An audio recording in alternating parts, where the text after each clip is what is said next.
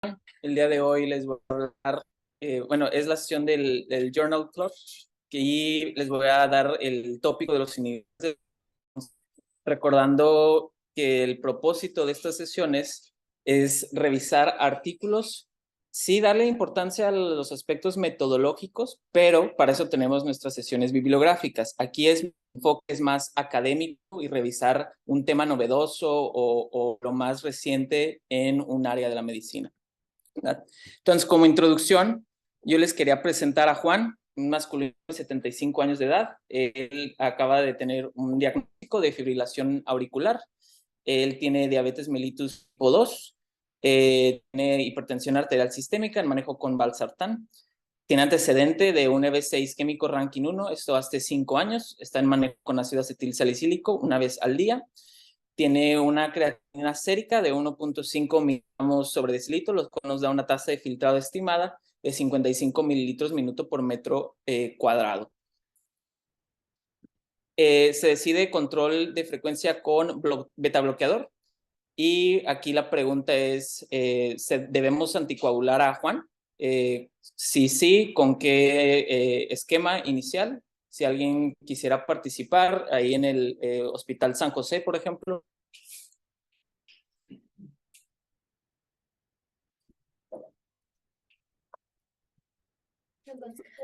Hola, Hola, debería. hablar primero también el chat VASC, creo, y el Hasbled, que son escalas que nos ayudan a determinar si un paciente necesita anticoagulación con el puntaje. Muy bien, perfecto, Alejandro.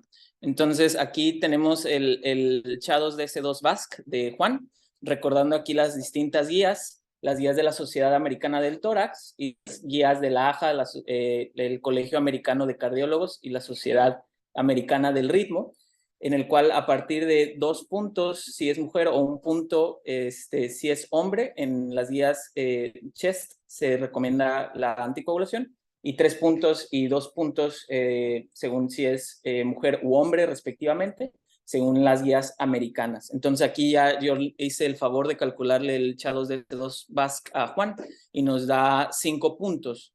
Como bien mencionas, lo siguiente es a calcular el Hasbled. Algo relevante del Hasbled es que no está validado para los anticoagulantes orales directos, solamente para la warfarina. Juan tiene un puntaje total de 5 puntos. Y recordándoles un poquito de la interpretación del Hasbled, un puntaje de 0 a 1 es un riesgo bajo, un puntaje de 2 es moderado y 3 en adelante es un riesgo alto con un puntaje máximo de 9. Entonces, aquí, ¿qué es la pauta a seguir? Si tiene un riesgo alto de una enfermedad trombótica, pero también tiene un riesgo alto de sangrado. Aquí, ¿qué es lo que sugerirían ustedes? A ver, ahora Hospital Zambrano.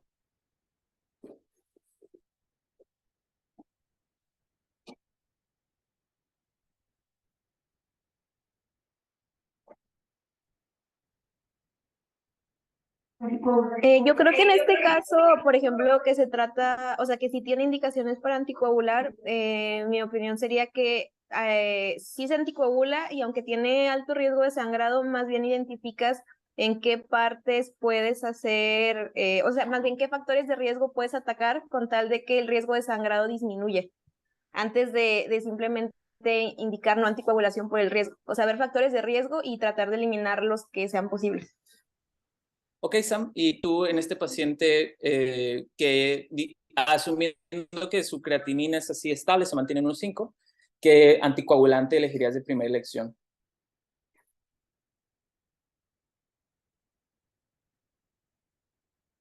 Se puede a Pixa, en el caso por su edad, o sea, por el perfil de seguridad, y se ajustaría con la tasa de filtrado. Ok, perfecto. A 2.5 cada 12 horas, ¿no? Entonces, para esto tenemos que conocer la farmacocinética y la farmacodinámica de los distintos anticoagulantes con los que contamos. Todos estos pasos que ven aquí, cada paciente tiene un perfil individual que tenemos que considerar antes de administrar un fármaco anticoagulante, desde la absorción hasta el metabolismo tanto renal como hepático.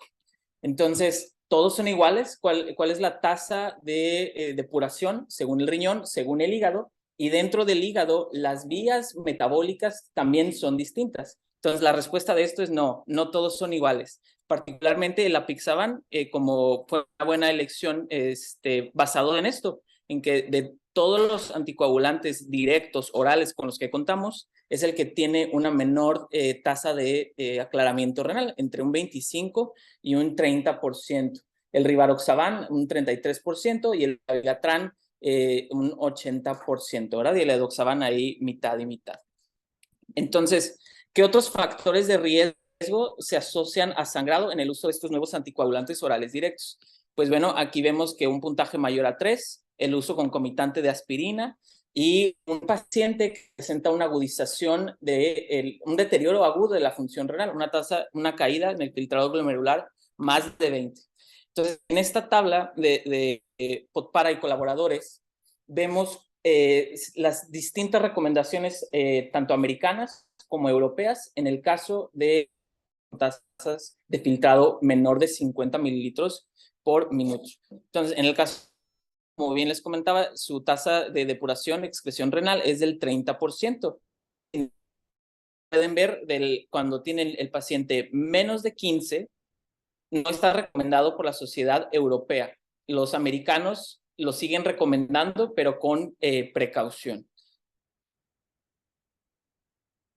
Pero bueno, esto es lo que dicen las guías de países desarrollados, ¿verdad? Pero ¿qué es lo que realmente hacen los clínicos?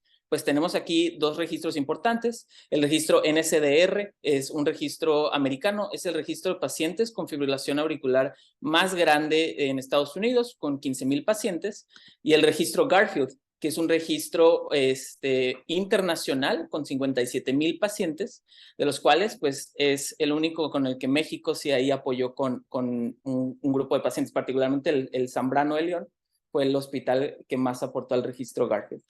Y bueno, ¿qué vemos en este registro? 50% en el caso de pacientes con un CHA2-VASc más de 5 puntos no recibieron anticoagulación.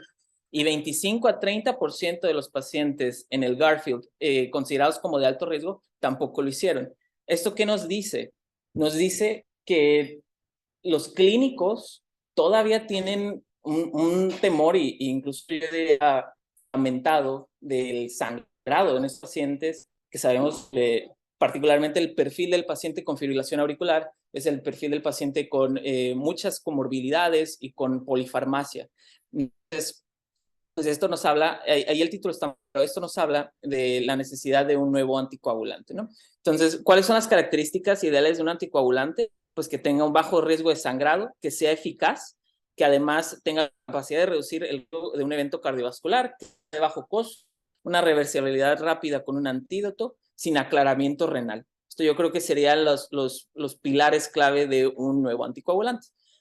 Entonces, vamos a irnos un poquito atrás a la fisiología, como normalmente nos enseñaron en la carrera, la fisiología clásica, la vía de la coagulación, con una vía intrínseca y una vía extrínseca que se unen para formar trombina, ¿no?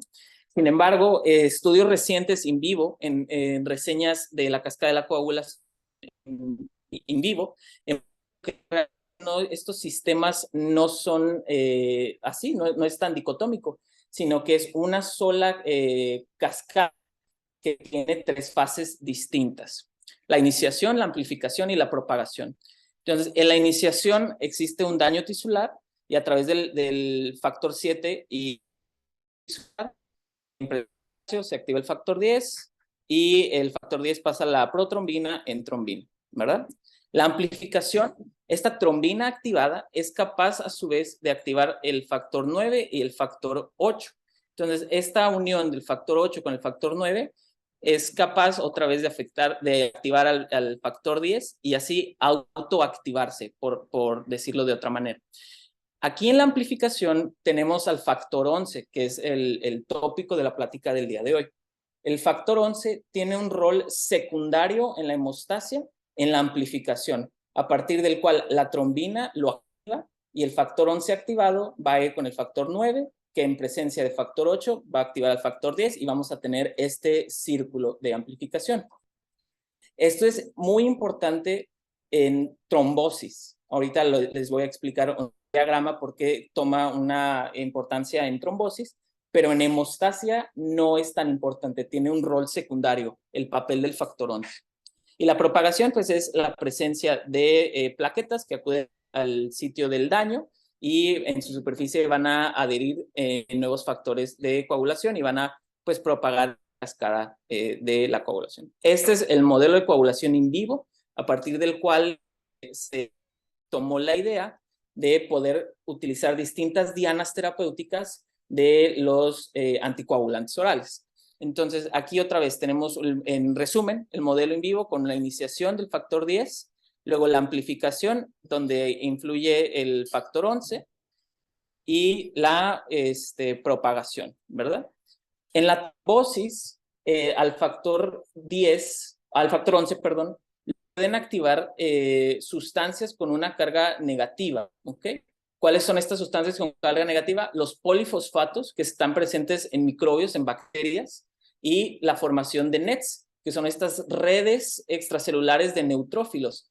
Literalmente, el neutrófilo es capaz de liberar contenido de su ADN en un sitio de lesión, pero las histonas que presenta tienen carga negativa y son capaces de activar la vía del contacto, es decir, activan al factor 11. Y aquí es donde les comentaba que el factor 11 sí tiene un papel muy importante en la trombosis, recordando que la trombosis, ya sea por infección o por inflamación, es a través de este mecanismo de la vía de contacto, ¿verdad? Y esto nos va a llevar, pues, al trombopatológico.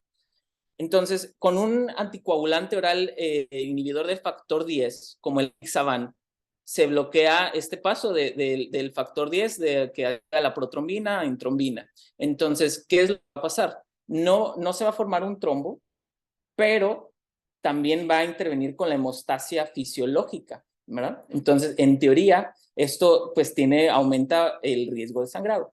Entonces, ¿qué pasaría si pudiéramos evitar la vía de la trombosis, esta vía, sin influir en la vía de la hemostasia primaria? Pues ahí es donde se tomó la idea de inhibir al factor 11, de esta manera previniendo la formación de trombos patológicos sin intervenir en la hemostasia. Es decir, la idea es desacoplar hemostasia fisiológica de trombosis patológica. Entonces, las características esenciales del factor 11, bueno, está sintetizado en el hígado, es independiente de la vitamina K y se sintetiza en el gen 11, ¿ok? Entonces, ¿qué estudios o qué condiciones nos dieron, bueno, les dieron la idea o la pauta a los investigadores de buscar el factor 11 como diana terapéutica? Bueno, en ratones con deleción del gen del factor 11 presentaban menor incidencia de trombosis y no mostraban un fenotipo con tendencia al sangrado. En modelos animales in vivo, la inhibición farmacológica del factor 11 presentaba antitrombóticos sin aumento de eventos de sangrado. La deficiencia congénita del factor 11, que se llama hemofilia C o enfermedad de Rosenthal, ahí es muy prevalente en judíos y hay estudios de hasta 10 años de seguimiento con más, me parece que son 12,000 pacientes y muestran menor incidencia de infarto, de EBC y de trombosis venosa y sangrados únicamente posteriores a cirugía en sitios de alta actividad fibrinolítica como oral o genitourinario, pero no tenían más sangrado espontáneo. Y evidencia de ensayos clínicos aleatorizados con otros inhibidores del factor 11, pues bueno, tenemos la tecnología de oligonucleótido antisentido, que básicamente lo que hacen es ir al ADN, adherirse al ADN y evitar la síntesis de cualquier proteína que nosotros queramos. Hay oligonucleótidos antisentido contra el factor 11, que es el fesomersen, así se llama. En un estudio fase 2 con pacientes con reemplazo total de rodilla, mostraron menor incidencia de sangrado y trombosis comparado con enoxaparina. Los anticuerpos monoclonales, como el Sisomab y uno de los que vamos a platicar nosotros, el Abelacimab, en estudios fase 2 también de reemplazo articular de rodilla, se mostraron como eficaces y seguros. Y el Milvexian, una molécula pequeña, también en un estudio fase 2 demostró ser seguro con bajo riesgo de sangrado. Entonces, aquí tenemos los posibles sitios en donde podemos influir en la síntesis del factor 11. El ASO es oligonucleótido antisentido, que es, les comentaba, van al ADN, se adhieren a la cadena de mensajero y evitan la traducción de la molécula. Estos fármacos de dicen Ionis, FX, RX, ahora se llaman Fesomersen y es un único fármaco y ya está en fase 3. Los anticuerpos, aquí vamos a hablar nosotros del abelacimab, pero también tenemos otros como el sisocimab y el osocimab. Y finalmente las moléculas pequeñas, tenemos el asundexian y el milvexian. Aquí, como notan, el nombre es muy similar a los inhibidores del factor 10, donde era el XA indicaba la diana terapéutica. Pues aquí es lo mismo, solo que se agrega el I representando que es factor 11 en lugar de factor 10. El día de hoy vamos a hablar un poquito de la asundexian y de la abelacimab. Entonces, parte de las desventajas de la warfarina y de la heparina comparado con los nuevos anticoagulantes orales es que se necesitaba de manera rutinaria su monitorización. Sin embargo, en los estudios con nuevos anticoagulantes orales, sabemos que por el perfil farmacológico, pues realmente no es necesario estar cuantificando nivel 10 activado. Sin embargo, en ensayos clínicos sí es importante monitorizarlo y les hago énfasis en este comentario porque de nuestro análisis de los artículos vamos a ver que se miden el factor 11, pero a futuro la idea es que esto no se haga viendo que precisamente la farmacología sea estable. Entonces, para la inhibición del factor 11, la OMS determina el estándar internacional de la actividad y se representa en un porcentaje, donde lo normal es de 70 a 150%, una deficiencia parcial va de 20 al 70 y una deficiencia grave es menos del 20%. Los ensayos clínicos en general, como vamos a hablar un poquito de ensayos fase 2, sí quería recordarles que es laboratorio, estudios fase 1, donde se utilizan decenas de pacientes a lo largo de meses y la respuesta a contestar es el medicamento es seguro en humanos. Fase 2 se hace en cientos de pacientes a lo largo de meses y la respuesta a contestar es, las preguntas a contestar, perdón, es el medicamento es eficaz, a qué dosis es más eficaz y esa dosis en la que es eficaz, seguro.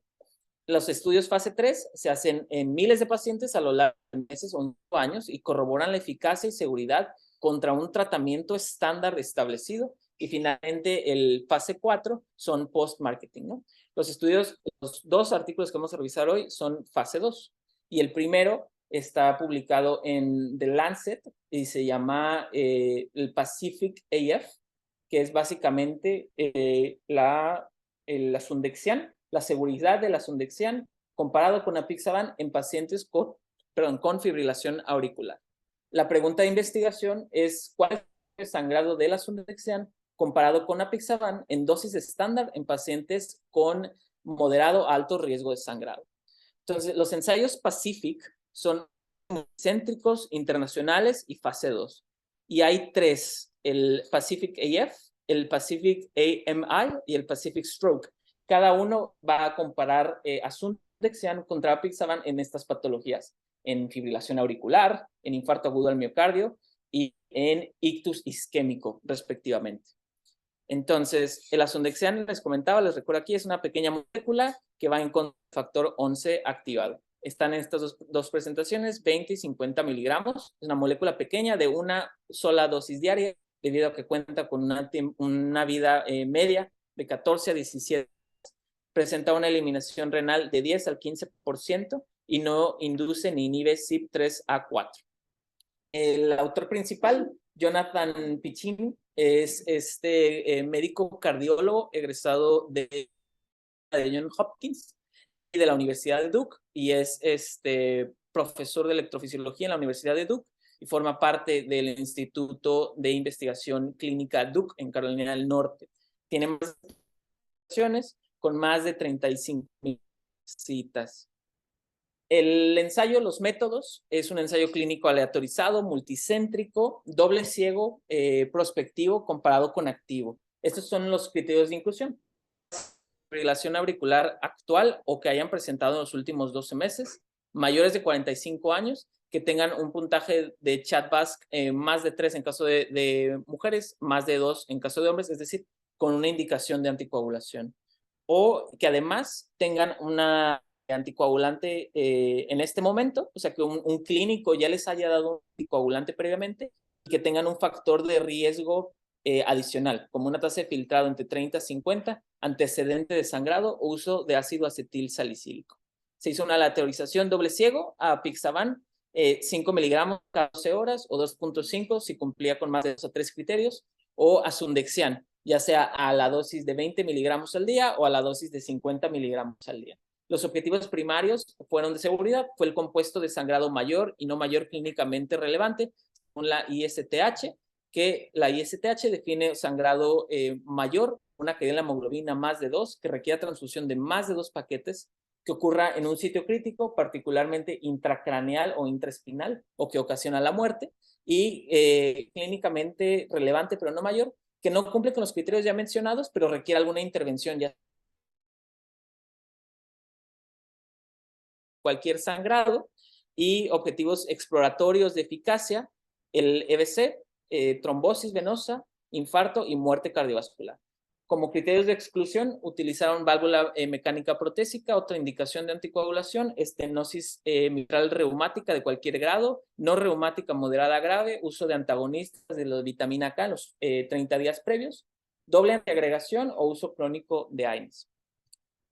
Siempre que se revise un ensayo clínico aleatorizado de un fármaco que tenga un conflicto de interés con una farmacéutica, hay que revisar el preregistro. ¿Qué es el preregistro?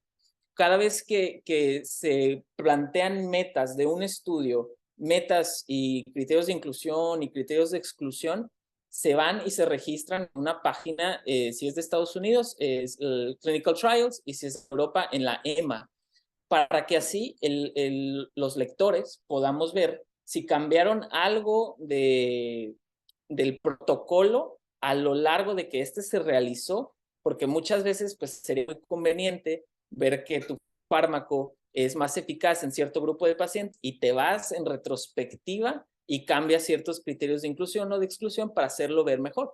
Entonces aquí yo me di la tarea de checar el preregistro y se preregistró en enero del 2020, es decir, previo a reclutamiento de los pacientes. Entonces, pues esto muy bien, comparé los criterios de inclusión, también muy bien, y los objetivos, todo coincide. Entonces aquí está el resumen, pacientes con fibrilación auricular, ya con Asundexian 50 miligramos o Apixaban, según si requiera ajuste de 5 cada 12 o 2.5 cada 12, durante 12 semanas, y se va a hacer el análisis a la semana 14, ¿verdad? Recordando que estos básicamente son de seguridad de sangrado. Entonces, en el análisis estadístico se hizo un análisis de relación de proporciones, es decir, la incidencia de un evento en un ala entre la incidencia de un evento en otra. Se hizo un análisis por intención a tratar, con intervalos de confianza del 90% y un límite de inferioridad del 0.77. ¿Okay? Esto recomendado por las guías europeas, en particular en fármacos en fase 2. ¿Verdad? En sus resultados, en enero del 2020 a junio del 2021, se reclutaron 862 pacientes. De estos, por alguna de las razones que les pongo ahí, ya sea que no cumplieron con criterios de inclusión o exclusión, o el sujeto retiró consentimiento informado, únicamente se aleatorizaron 755. De estos, 2 no tomaron ningún fármaco, iniciaron fase de tratamiento 753. Concluyeron finalmente el tratamiento 671 y se realizó en Canadá, en Estados Unidos, en múltiples países de Europa y en Japón.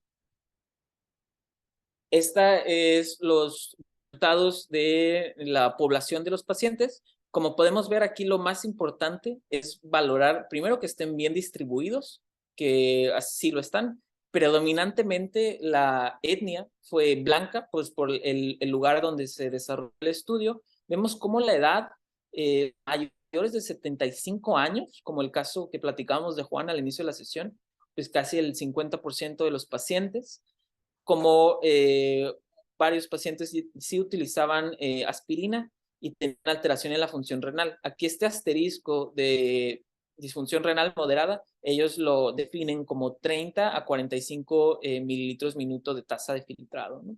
Vemos como pues sí han tenido sangrado alrededor del 10% previamente, y pues el CHA2-VASc que era son pacientes con riesgo moderado a alto de trombosis.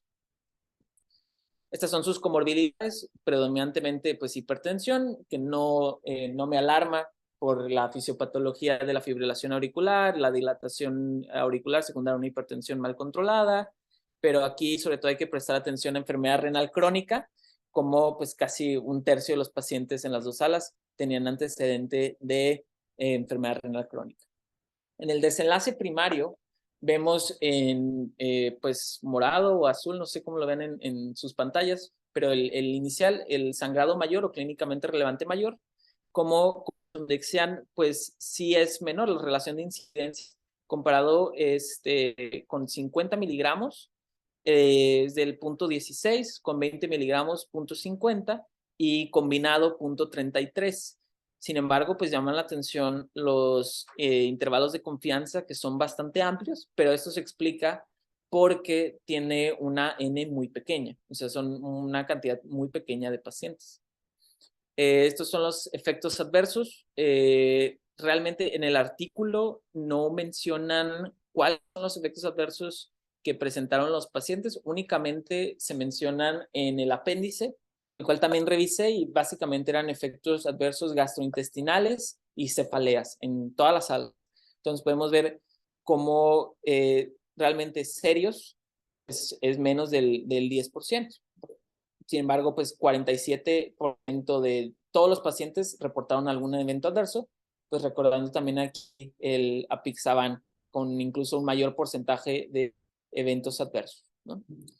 Entonces, finalmente, estos ya son como que una tabla resumiendo lo que veníamos comentando, cómo se asocia a menos riesgo de sangrado con estos intervalos de confianza, pues bastante altos, ¿sí?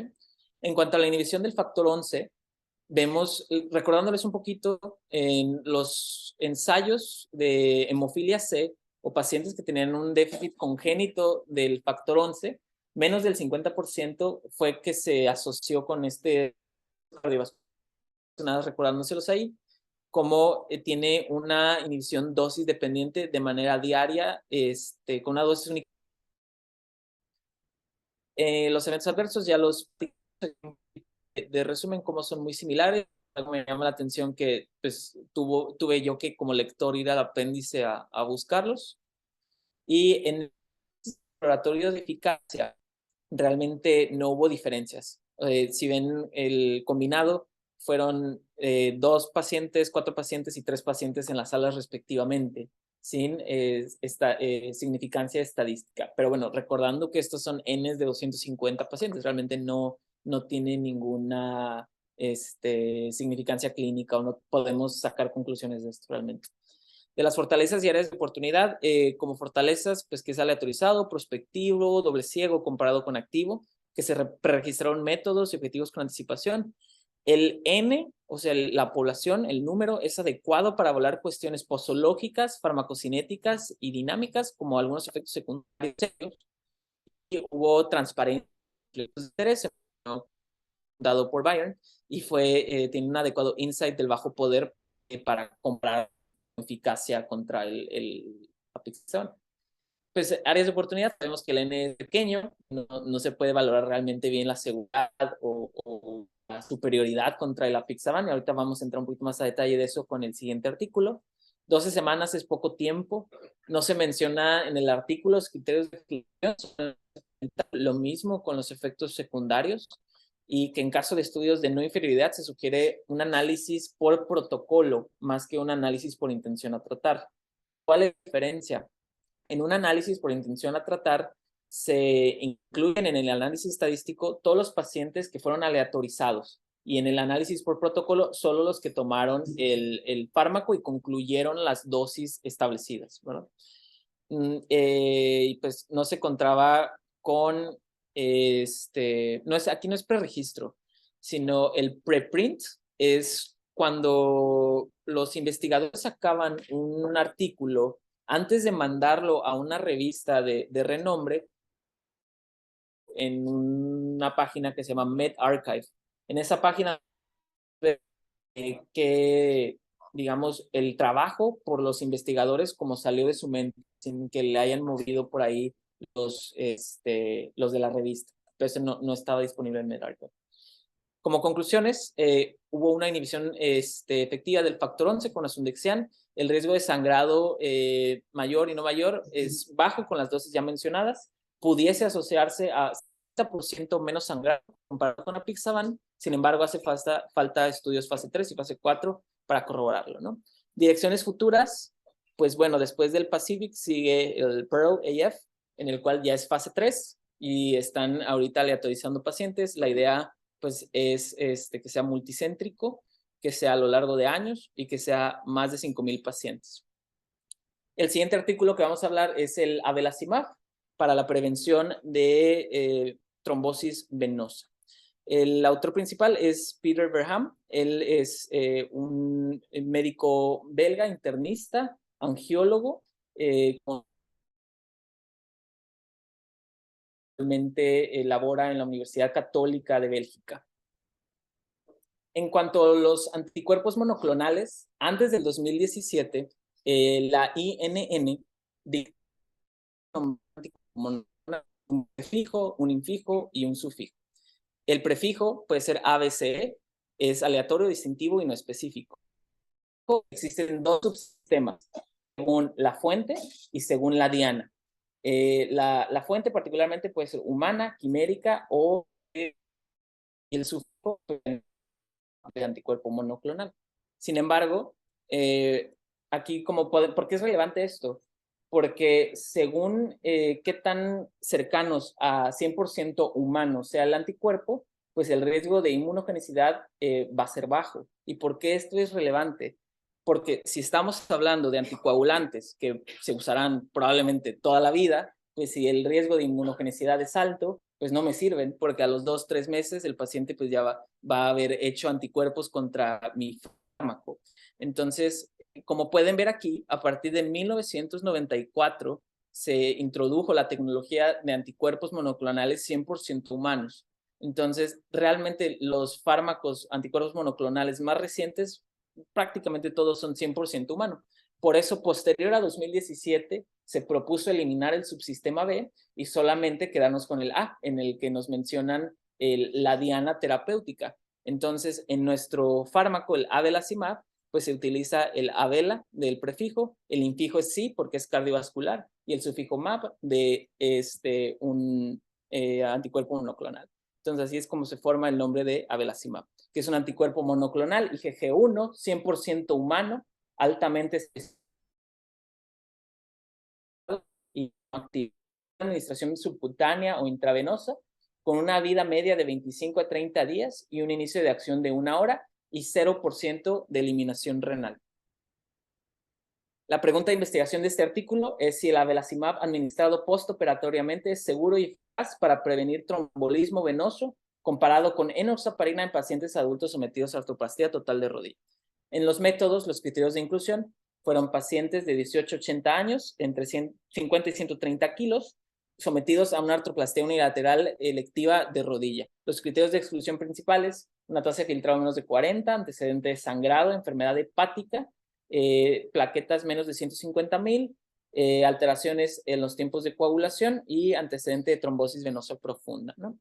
La aleatorización fue 1-1-1-1, abelacimab de 30 miligramos, 75 miligramos o 150 miligramos contra clexane, enoxaparina, 40 miligramos diario, 8 días posterior a cirugía. En cambio, la abelacimab fue una única dosis 4 a 8 horas posterior a la cirugía.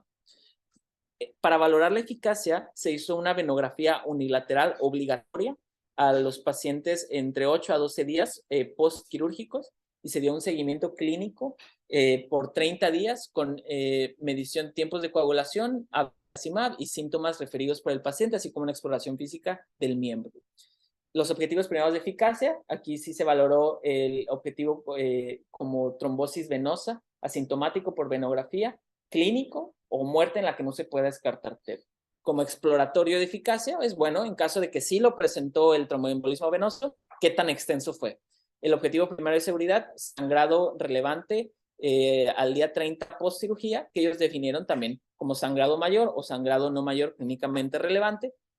Objetivos secundarios, los niveles del factor 11, niveles de afelazimab y tiempos de coagulación. Y otra vez les recuerdo la definición de la Sociedad Internacional de Trombosis y Hemostasis de sangrado mayor, ¿verdad? Aquí se registró en la EMA, en la Unión Europea, y realmente no hubo cambios en el artículo final con los parámetros principales del artículo. En el análisis estadístico, recordando que es un ensayo clínico fase 2 de no inferioridad, aleatorizado, prospectivo, open label, comparado con activo. Aquí tienen que saber la diferencia entre no inferioridad y superioridad, ¿ok? Una no inferioridad únicamente se busca un fármaco que se va a comparar con un estándar que no necesariamente tú quieres demostrar que sea mejor, solamente que no sea peor que o que sea similar, porque tienes una ventaja, digamos, adicional, ya sea que este es más barato, este es más puro, este es más cómodo de administrar. Entonces, a través de esa ventaja que tiene el fármaco, pues te interesa demostrar que sea no inferior. Entonces, normalmente se define un límite de inferioridad, que aquí lo definieron como 0.86. O sea, si fuera 0.86 menos eficaz que la enoxaparina, lo determinarían como no inferior. Esto, pues, basado en un beta del 80%, con un intervalo de confianza del 95, un N de 600 pacientes y intención a tratar. Entonces, si el avelazimab se demostraba como no inferior, lo siguiente que iban a hacer es ahora sí hacer un análisis de superioridad, donde se utilizan pues todos los análisis que ya conocemos de la hipótesis nula y se utiliza la unidad para valorar si es superior o no, ¿verdad? Se van a valorar objetivos basado en este análisis. En los resultados, por la pandemia del COVID-19, tuvieron problemas para reclutar pacientes. Nosotros sabemos que se cancelaron miles de cirugías y procedimientos, por lo cual del de 600, únicamente 400 se sometieron a aleatorización. Quedaron con cada grupo de 100 pacientes aproximadamente, ¿no? Finalmente, la gran mayoría de los pacientes siguieron el protocolo.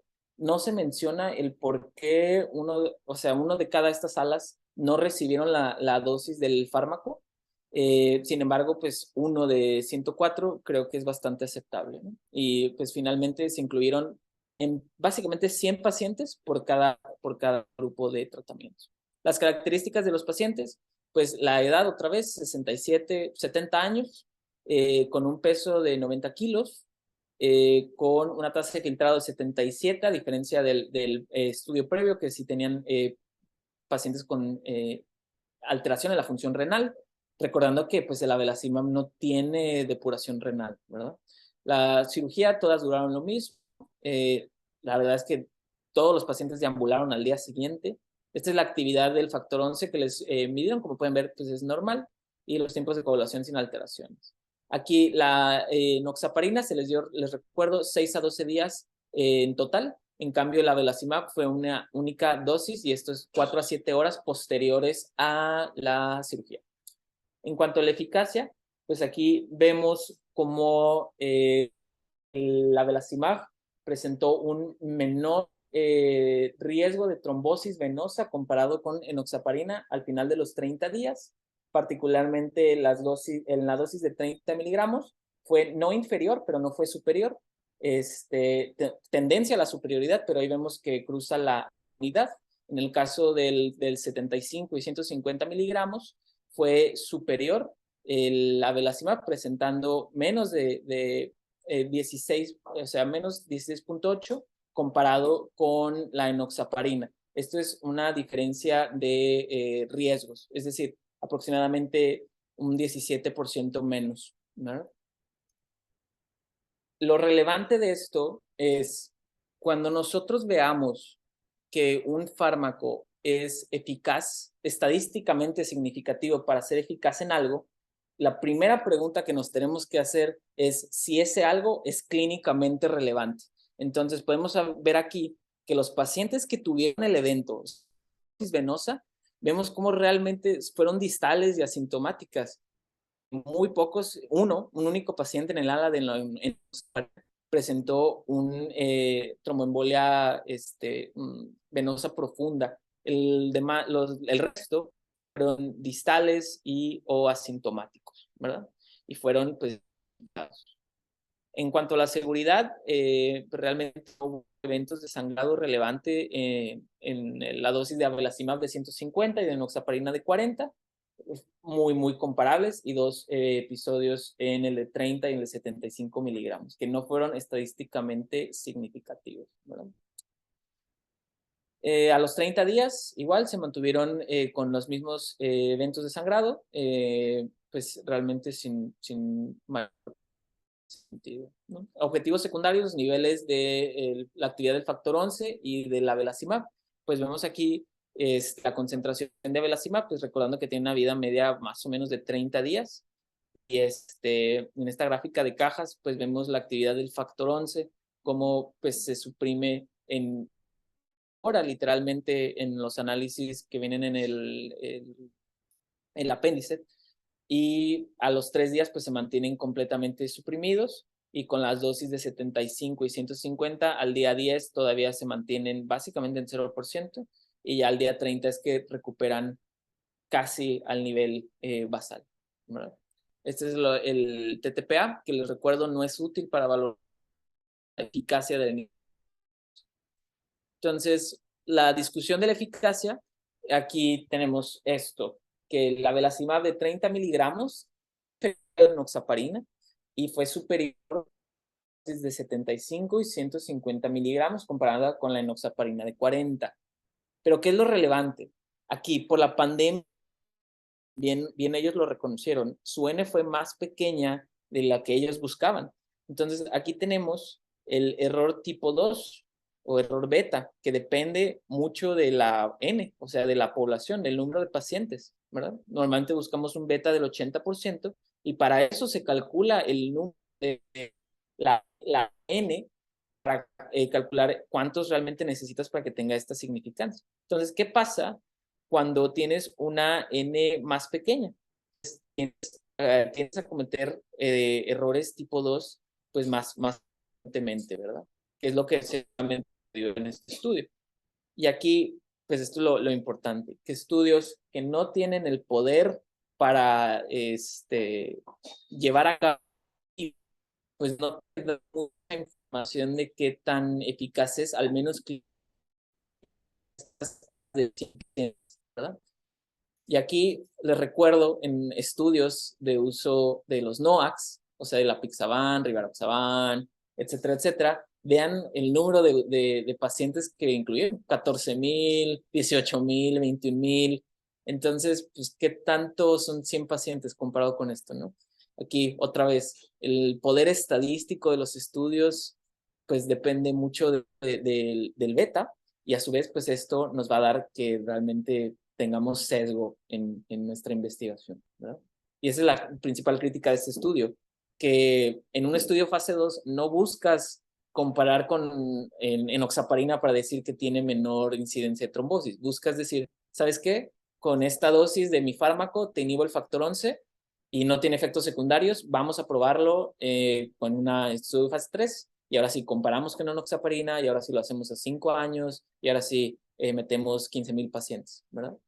Efectos secundarios realmente pues muy poquitos, 0, 1, 3 y 1, son alrededor del 1%, y no se especificaron cuáles fueron, ¿verdad?